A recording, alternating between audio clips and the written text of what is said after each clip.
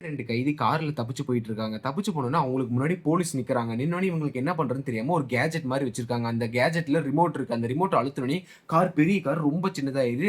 Police 2 காருக்கு சந்துல பூந்து போயிடுறாங்க. போனதுக்கப்புறம் என்ன ஆயிருச்சு, போலீஸ் அப்பயும் விடாம இவங்கள சுட்டுட்டே இருக்கிறாங்க. இவங்களும் என்ன பண்றதுன்னு தெரியாம அங்க ஒரு ட்ரைனேஜ் இருக்கும். அதுக்குள்ள போயிடுறாங்க. ட்ரைனேஜ்க்குள்ள போயிருந்தாலும் போலீஸ்காரங்க இவங்கள விடுறதா இல்ல. அதனால ஸ்பின்னிங் மிஷின் ஒண்ணு வச்சிருக்காங்க. அதுவும் ட்ரைனேஜ்க்குள்ளேயே விடுறாங்க. அது விட உடனே கார ஃபாலோ பண்ணிக்கிட்டே வேகமா வந்துட்டே இருக்கு. இவங்களுக்கும் என்ன பண்றதுன்னு தெரியாம வேகமா போயிடுறாங்க. வேகமா போனோனே ஒரு கிரில்லுக்கு பக்கத்துல மாட்டிக்கிறாங்க. அந்த ஸ்பின்னிங் மிஷினும் வந்துகிட்டே இருக்கு. இவங்களுக்கு என்ன பண்றதுன்னே தெரியாம திருப்பி அந்த ரிமோட் அழுத்துறாங்க. கார் ரொம்பவே சின்னதாயிருது. அதுக்கப்புறம் அந்த கிரில்ல தாண்டி போயிருது. அந்த ஸ்பின்னிங் மிஷின் வந்து அந்த கிரில்ல மாட்டி உடைஞ்சிருது. கிரில்ல தாண்டி வந்தோனே ஒரு பைப் மாரி போகுதுன்னு அந்த பைப்புக்குள்ள போறாங்க. அந்த பைப்புக்குள்ள போனோனே தண்ணிக்குள்ள மாட்டிக்கிறாங்க. தண்ணிக்குள்ள மாட்டுனோனே என்ன ஆயிருச்சு, அது இன்னொருத்தவங்களோட பாத்ரூம்.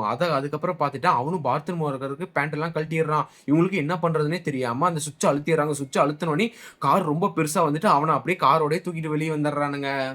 இந்த வீடியோ உங்களுக்கு புடிச்சிருந்தா மறக்காம நம்ம சேனல சப்ஸ்கிரைப் பண்ணிக்கங்க.